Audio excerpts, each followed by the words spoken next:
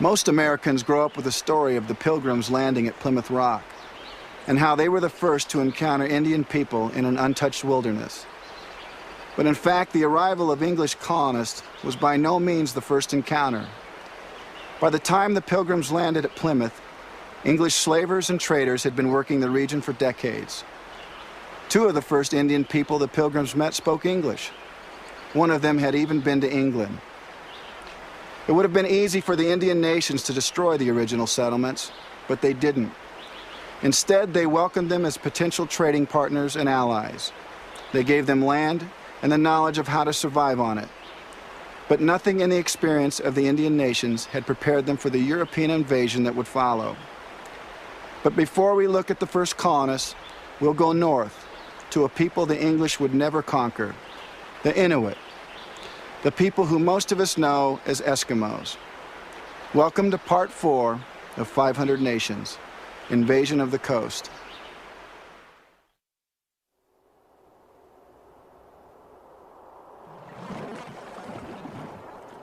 And I think over again my small adventures when, with a shore wind, I drifted out in my kayak and thought I was in danger. My fears, those I thought so big for all the vital things I had to get and to reach. And yet, there was only one great thing, the only thing, to live, to see, in hunts and on journeys, the great day that dawns, and the light that fills the world. Inuit. In the northern reaches of the continent, straddling the Arctic Circle, lies an island larger than Great Britain, Baffinland. This was the world of the East Baffinland Inuit, people commonly known as Eskimo.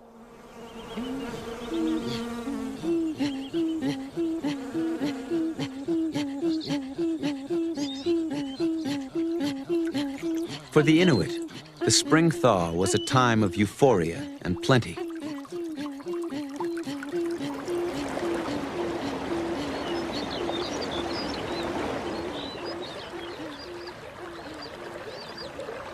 Small bands would move to summer camps along Baffinland's great southern bay. There they would hunt caribou along the coast, and seal and walruses in the rich marine waters.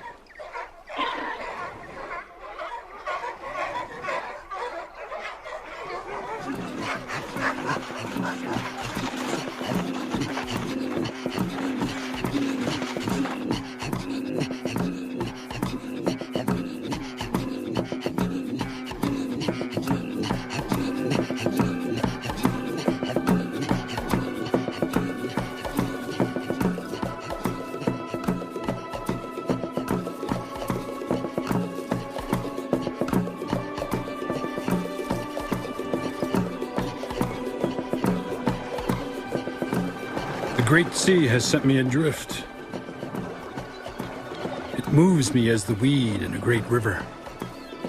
Earth and the great weather move me, have carried me away, and move my inward parts with joy. Uvavnuk, Inuit. The summer of 1576 would bring something different. That summer, English sea captain Martin Frobisher led an expedition in search of a northern passage to the Orient. In July, he passed between masses of broken pack ice and through a mountainous channel he named Frobisher Straits. As the English sailed into the bay, several Inuit launched their kayaks and paddled toward the ship. Events were followed by the ship's chronicler. Our captain discovered a number of small things fleeting in the sea afar off, which he supposed to be porpoises or seals or some kind of strange fish. But coming nearer, he discovered them to be men in small boats made of leather. The Inuit offered fish, sealskin clothing, and friendship. One man agreed to guide the Europeans through the straits. to a place Frobisher believed to be the Pacific Ocean. 5 sailors were dispatched in a small skiff to row the Inuit guide to his kayak on shore. Then, for reasons that may never be known, the Englishmen disobeyed Frobisher's orders not to row out of sight of the ship. Contrary to his commandment, they rowed further beyond that point of the land out of his sight. He could not hear nor see anything of them, and thereby he judged they were taken and kept by force. Although Inuit continued to approach the ship for trade, Frobisher was convinced of treachery. Preparing to weigh anchor, he decided to take a prize back to his patrons in England. The captain was oppressed with sorrow that he should return again back to his country without bringing any evidence or token of any place whereby to certify to the world where he had been. Frobisher held out a bell toward an Inuit trader whose kayak had drawn near the ship. Reaching toward the hand outstretched in friendship, Frobisher seized the man, dragging him aboard. He then set sail for England, leaving behind his 5 missing men. But Frobisher would be denied his living trophy. Aboard ship, the captive Inuit defiantly bit his tongue in half, and later died. Soon after Frobisher left Baffinland, the winter ice floes closed the bay, and the Inuit returned to their winter lives.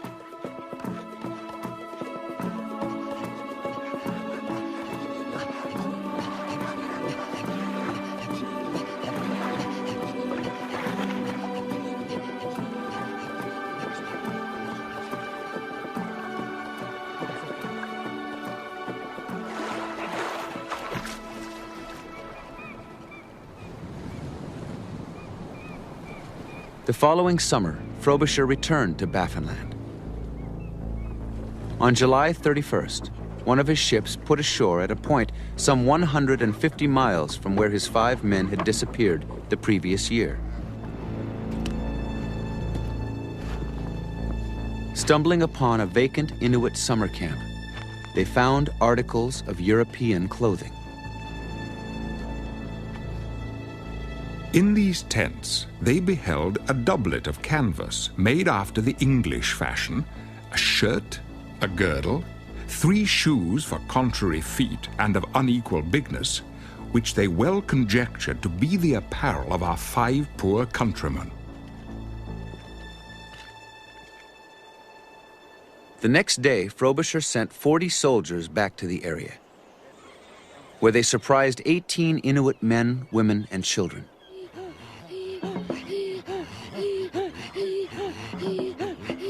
As the Inuit fled their tents, the English opened fire.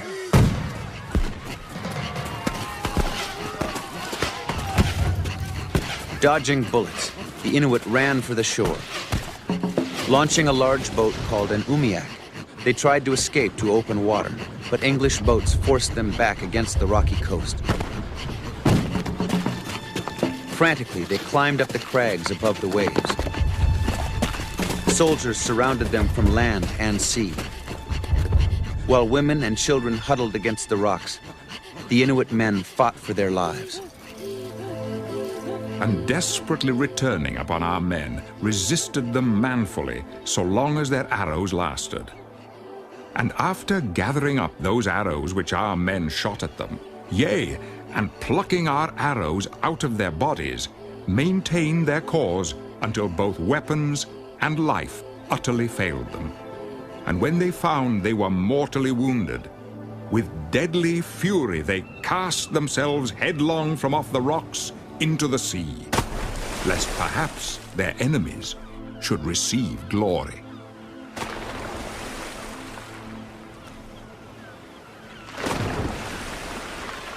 Some Inuit scrambled over the rocks, slippery with blood and the wash of the sea, and escaped. A woman and her wounded child were less fortunate. Frobisher took them captive. Along with a man he had captured days before, he had now collected a set of Inuit people. As his ship sailed for England, Frobisher displayed little compassion for the kidnapped victims torn away from their homes and families. They were confined together, the English crew allowed to watch them for entertainment, hoping to see them mate. Having now got a woman captive for the comfort of our man, we brought them both together, and every man, with silence, desired to behold the manner of their meeting and entertainment. The crew was to be disappointed by the couple's dignity. Although they lived continually together, yet did they never use as man and wife, and they both were most shamefast lest any of their private parts be discovered. Upon arrival in England, artist John White painted these portraits. Soon after, the Inuit man, woman, and child all died of illness. The following spring, Frobisher sailed on his final voyage to the Inuit world. This time, no one came forward to greet the ships. The Inuit held themselves aloof, refusing contact. The English never solved the mystery of their missing men. But for centuries, the Inuit would tell the story of the 5 white men Frobisher abandoned. It was said that, after living peacefully among them, one spring the 5 men outfitted an umiak with a mast and sails and departed, never to be seen again.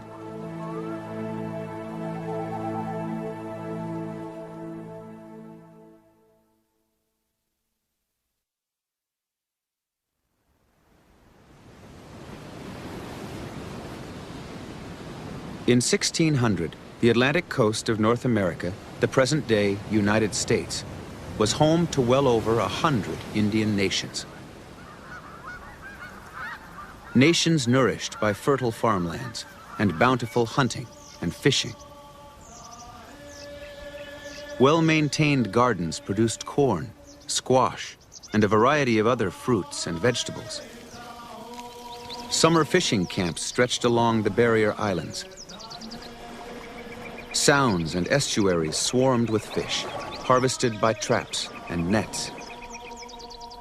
Land, people, and teachings had melded into a rich, sophisticated way of life.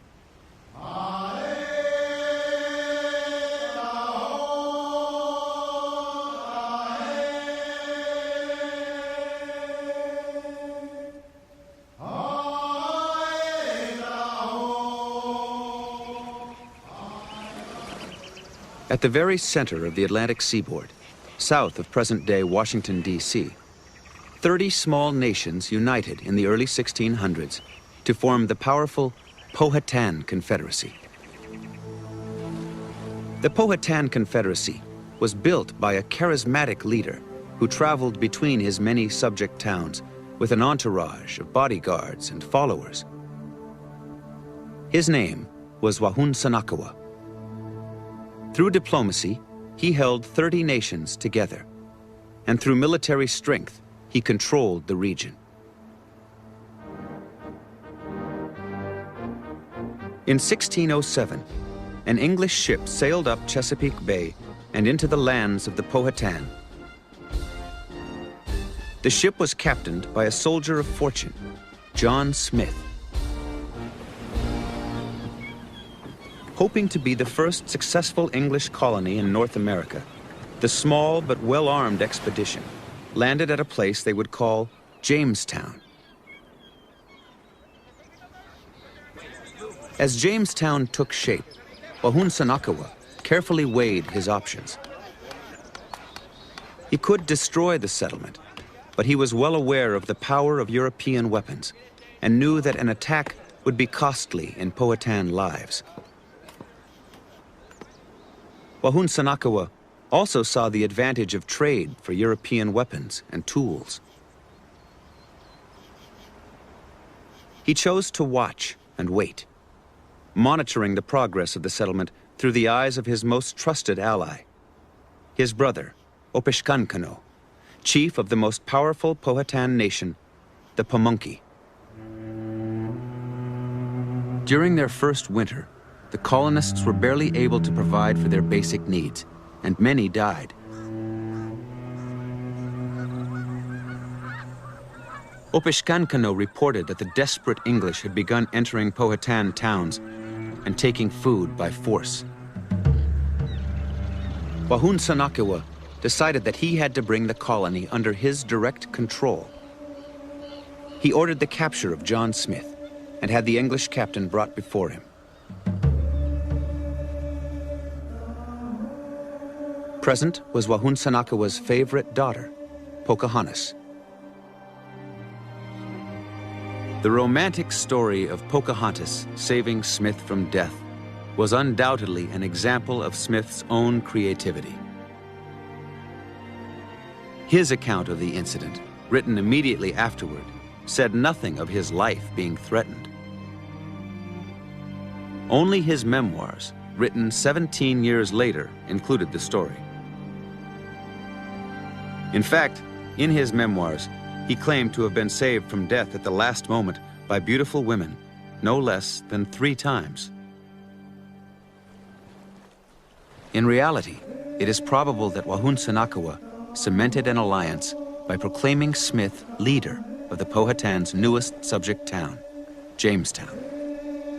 Having established his supremacy and English submission, Wahunsanakawa released Smith. But as new people and supplies arrived from England, the colony tried a new tack to gain the upper hand. The English attempted to crown Wahunsanakawa king of the Powhatan, which would make him a subject king of England. But the coronation turned into a farce. And a foul trouble there was to make him kneel to receive his crown, he neither knowing the majesty nor meaning of a crown, nor bending of the knee, endured so many persuasions, examples, and instruction as tired them all. At last, by leaning hard on his shoulders, he a little stooped, and Captain Newport put the crown on his head. John Smith, English captain. The true balance of power was reflected in the trade between the two nations. The English were forced to pay extremely high prices in copper and trade goods for Powhatan food. New arrivals to the colony were shocked at the exchange rate, and the situation was an embarrassment to John Smith and the English. Finally, emboldened by an infusion of new weapons and men, Smith saw his chance to tilt the balance of power toward Jamestown. In January 1609, he took a military contingent into a Pamunkey town and seized Opishkankano and held him at gunpoint. His soldiers plundered the Pamunkey food stores, then demanded regular food tribute. If the Pamunkey did not comply, Smith promised to load his ships with their dead carcasses. Despite the assault, Wahunsanakawa strove to maintain the peace. Why will you take by force what you may have quietly by love? Why will you destroy us who supply you with food? What can you get by war? We are unarmed and willing to give you what you ask if you come in a friendly manner and not with swords and guns. Wahunsanakawa, Powhatan. But the English allowed for no diplomatic solution. No longer pretending to respect Powhatan authority, they used their weapons to take what they wanted, including Powhatan land.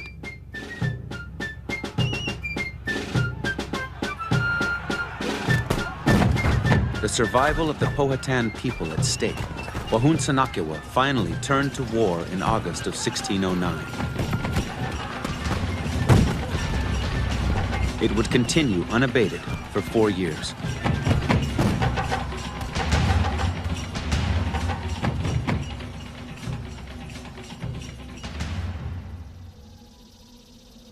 Then, in April 1613, Pocahontas was kidnapped for the ransom of all English prisoners of war. The English captives were released, but Pocahontas remained a hostage. While held, she was indoctrinated daily in English customs and Anglican religion. Then the prisoner declared she had fallen in love with one of her captors, John Rolfe.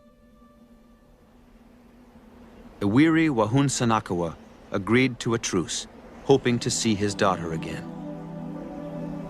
I am not so simple as to not know that it is much better to eat good meat, sleep comfortably, laugh and be merry with the English, than to run away from them and lie cold in the woods, and to be so hunted that I can neither eat nor sleep. Wahunsanakawa, Powhatan. Pocahontas was baptized Lady Rebecca, and peace was sealed with her marriage to John Rolfe. 2 years later, with their infant son, they sailed to England. Pocahontas was a sensation in London. She was shown in the best circles and presented to the king. But the woman billed as the right-thinking savage would not see her home again. She became ill, and in March of 1617, as she prepared to sail for Jamestown, Pocahontas died. She was 22 years old. With his lands shrinking, the death of his daughter finally broke Wahunsanakawa's heart. He relinquished power and died the following year.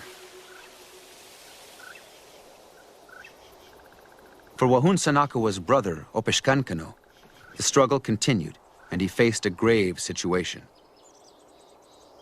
The American practice of smoking tobacco was taking hold in England. Demand for Virginia tobacco gave Jamestown a cash crop and the need for more Powhatan land for cultivation.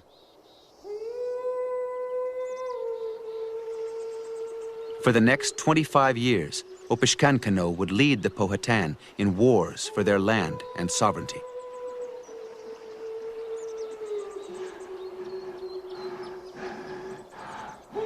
But by 1645, the struggle was becoming hopeless. The aged Opishkankano was carried into battle on a litter. He could not walk without help. He could not see without his servants holding his eyelids open. The last Powhatan War ended with the capture of the 90-year-old leader.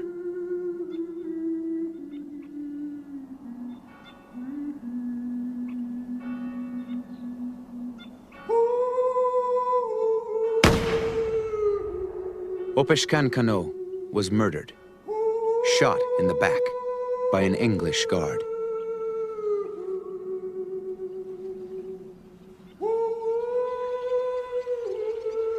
The powerful Powhatan Empire had proved unable to stem the tide of colonial expansion. On the little land that was left them, Powhatan people live to this day. Some descendants of the two brothers who guided their people through the first generation of contact.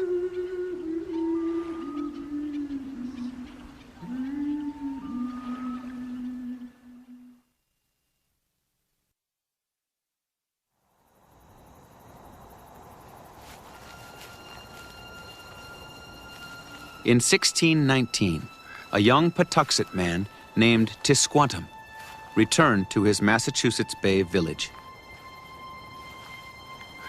But no mother or father or wife hurried to welcome him home.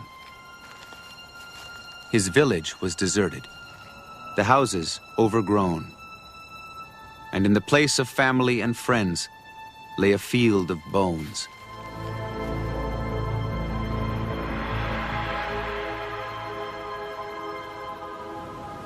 5 years earlier, Tisquantum had been captured by Englishmen and taken to Spain to be sold into slavery. Freed by Spanish priests, he made his way to England. From there, he worked his way back to North America as a guide and interpreter on an English ship.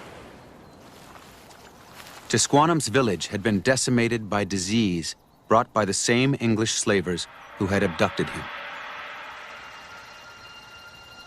Now he stood in the shattered remnants of his home. This year there would be no ceremony of thanksgiving for the bounties of the earth and sea.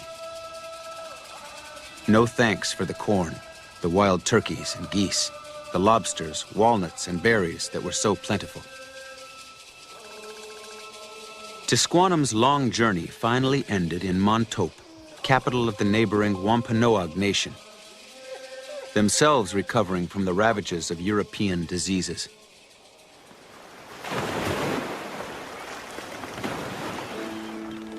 In December of the following year, 1620, a small English ship, the Mayflower, sailed into the Patuxent Bay,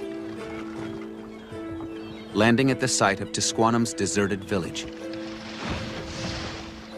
The English renamed it Plymouth.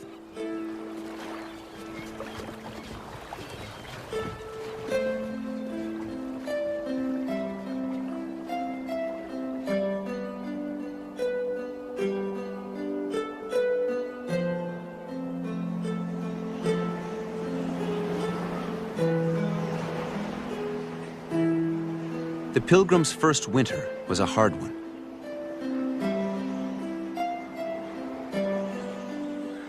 Sickness and starvation reduced the 100 colonists by half.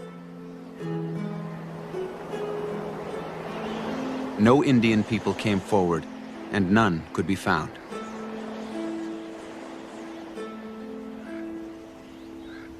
With the coming of spring, the surviving Pilgrims were amazed by the appearance of one Indian man who greeted them with the word, "Welcome." His name was Samoset. He had learned some broken English among the Englishmen that came to fish at Monhegan. We questioned him of many things. He told us the place where we now live is called Patuxent, and that about 4 years ago, all the inhabitants died of an extraordinary plague, and there is neither man, woman, nor child remaining, as indeed we have found none, so that there is none to hinder our possession or lay claim unto it. William Bradford, Plymouth Colony. Samoset left Plymouth and traveled to Montauk to bring word of the fledgling colony to the Wampanoag leader, Massasoit. Within days, Massasoit and an entourage set out on the trip to Plymouth. Samoset was sent ahead with someone whose English was even better than his own. Tisquantum, the last Patuxet, the one person who could truly call Plymouth home. Later that day, Massasoit arrived. He was a very robust man in his best years, grave of countenance and spare of speech. His face was painted with a red, like mulberry, and he was oiled both head and face. William Bradford, Plymouth Colony. Using Samoset and Tisquantum as interpreters, Massasoit negotiated a treaty with the Pilgrims for peace and mutual protection. Massasoit had reason to seek allies. The European epidemics had wiped out a vast majority of the Wampanoag people and neighboring nations. However, their powerful rivals to the west, the Narragansett, were left untouched. An alliance with the Pilgrims would help the Wampanoag regain their diplomatic strength. Why would they want to have two enemies? The Narragansetts, whom they could probably consider to be their biggest threat, or these gnat-like English people that kept coming around the country, but they never seemed to stay before. Now all of a sudden they got a group of them that's building houses that have brought their families, women, first time English women have been in New England. Native logic would say, well, you don't bring your women where you're going to make war. So let's make peace with these people, use them as allies. They got their strange weapons. If we make peace with them first before anybody else does, then we'll have them on our side and we won't have to face their guns. While Massasoit and his entourage returned to Montauk, Tisquantum remained with the Pilgrims on his beloved homeland and taught the new arrivals how to plant and where to fish. In the fall, 20 acres of Indian corn stood at Plymouth ready for harvest. And just as Tisquantum taught the Pilgrims to plant, he must have told them of the annual ceremony of Thanksgiving. A ceremony of thanks to celebrate the gifts of their world. The Pilgrims embraced the event and invited Massasoit and his Wampanoag to share their bounty. The Indian leader arrived with 90 of his people and 5 deer for the feast.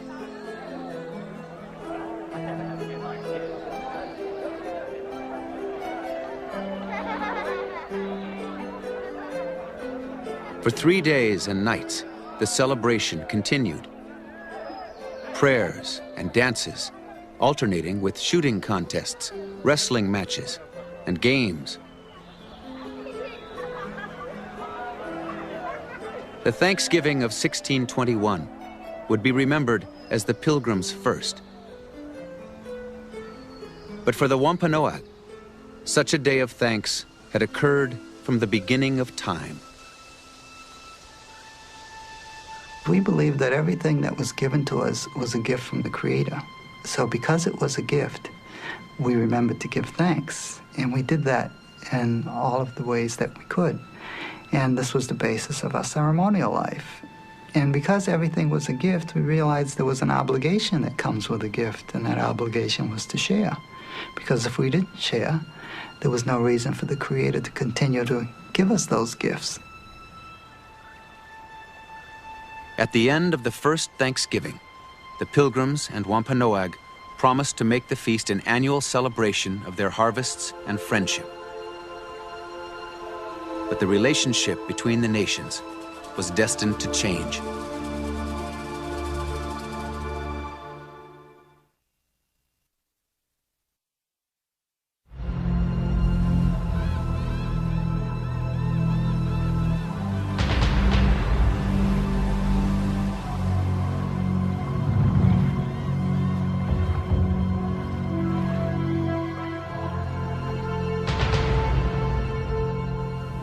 We gave them unconditional acceptance and love and nurturement. That was, otherwise they would have been massacred at the beach. When the English first came, my father was a great man, and the English a little child. He constrained other Indians from harming the English. He gave the English corn and showed them how to plant. He let them have 100 times more land than now I have for my own people. King Philip, Wampanoag.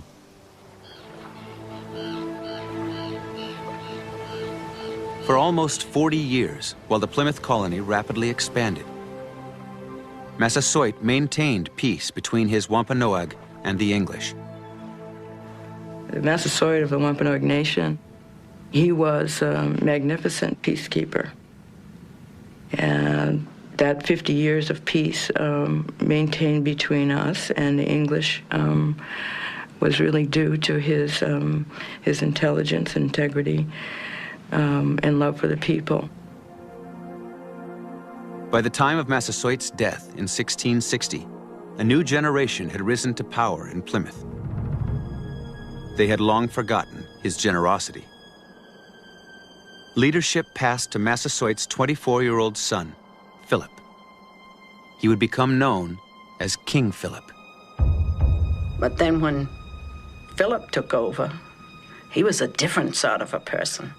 He was going to fight to the end for his people. In 1662, when King Philip came to power, the growing colonies held 50,000 residents. In New England, Indian nations found themselves surrounded. Their agricultural lands shrinking, many Wampanoag were left with little choice but to work for the English as laborers and servants. But it wasn't just land and liberty they were losing. Their culture and traditions were also under attack. The English, they thought of Wampanoags as inferior all the way around, from the standpoint, especially the religion. And then as a people, they were savages. Zealous Puritans set out to convert them, pressuring many to abandon their homes and beliefs and to move to newly established praying towns. With little regard for the laws of the sovereign Wampanoag nation, the English arrested King Philip's people for violating the Puritan code of ethics, the Blue Laws.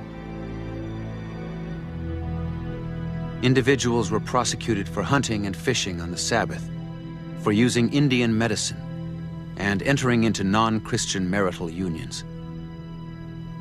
The women, when we went out for our moon lodge and spent time alone or with our friends who also had their moon at the same time, and we sit out there in the woods alone chatting and purifying, they made laws against us that we couldn't do that we needed to be in the village, we needed to be working, except for on the Sabbath. In Plymouth, Indian people were sentenced to death for denying the Christian religion. Pray or be shot was the method of conversion. That's how the first Christian Indians had Christianity brought to them. King Philip took an uncompromising stand against the repression. You see this vast country before us, which the Creator gave to our fathers. You see these little ones, our wives and children. And you now see the foe before you. They have grown insolent and bold. All our ancient customs are disregarded. Treaties made by our fathers are broken. Our brothers murdered before our eyes.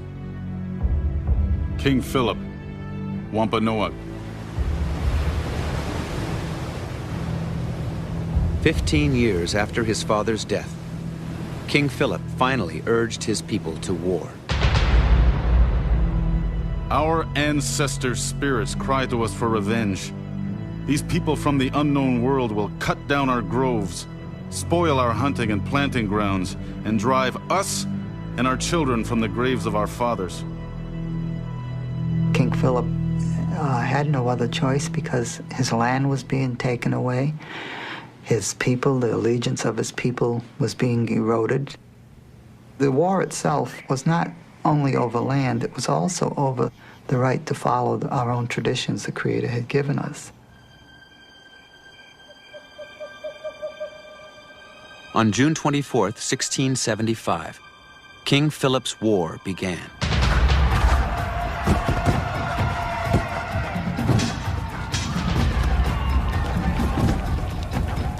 In a brilliantly orchestrated series of forays, several English towns were caught off guard and burned to the ground by the Wampanoag and their allies. An Indian never forgets a kindness, but he never forgives a wrong. And because there had been so much kindness shown during those good years between Massasoit, King Philip's father, and those settlers that came, King Philip never forgot. Any of those families had been close to he and his family, and he spared them. He actually even sent warnings to some of those families during the war that their towns would be burned so they could escape with their families. As Indian victories mounted, hysteria gripped the settlements. It was reported that Indian troops hung upon the fringes of the English towns like the lightning on the edge of clouds. On the side of a bridge over the Charles River, one of King Philip's men posted a taunting message. Know by this paper that the Indians that you have provoked to wrath and anger will war, if you will. There are many Indians yet. You must consider the Indians lose nothing but their life. you must lose your fair houses and cattle. James, Nipmuc. Through the fall and winter, fortune favored King Philip's forces. Then, a series of defeats demoralized some Wampanoag allies. The Great Swamp Massacre was where over 300 Native American old women and children were all burnt alive in their wigwams just 6 days before Christmas, December 19th, 1675. And one historian recorded that the smell of burning flesh so moved one of the Pilgrim soldiers that he later asked one of his superiors whether burning their enemies alive was consistent with the benevolent principles of the gospel. The fortunes of war were turning. With the coming of spring, their winter food stores were depleted and they were unable to plant or replenish their supplies. King Philip's people were starving, and English troops hunted them as though trailing a wounded animal.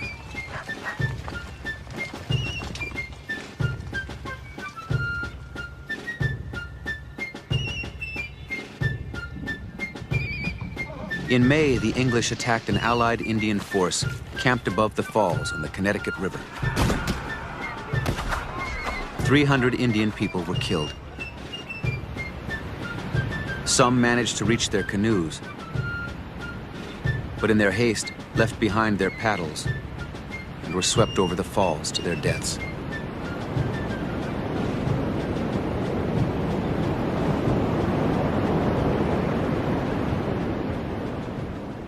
For the next 2 months, King Philip and his people evaded capture, but the noose was tightening. In August, English troops fell upon his camp, killing or capturing 173. King Philip narrowly escaped, but among those captured were his wife and 9-year-old son. In Plymouth, the clergy decided their fate. They were sold into slavery in Bermuda. My heart breaks. Now, I am ready to die. He would choose where he would die. King Philip returned to his home at Montauk, where his father, Massasoit, had often fed and entertained the pilgrims decades earlier. In the dawn light of August 12, 1676, an English and Indian army surrounded the sleeping camp.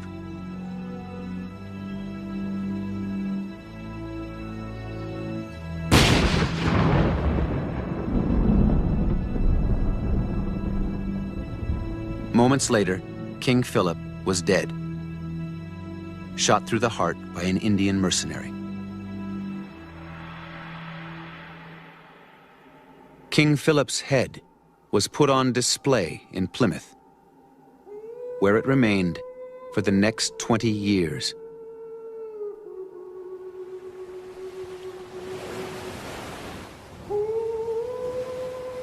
We all have a purpose, a role in life, and the Creator, in all of his wisdom, saw fit to spare us. We all could have been burned alive in the Great Swamp. We all could have been slaughtered in that war. But we were left here for a reason, and I believe that part of that reason is to be a conscience for this society, to prevent those same kinds of mistakes from continuing to be repeated over and over. That's what I see as my purpose, as the purpose of all of our Native people who will stand up and continue with that spirit that King Philip, Pontiac, Geronimo, all of our great leaders have had.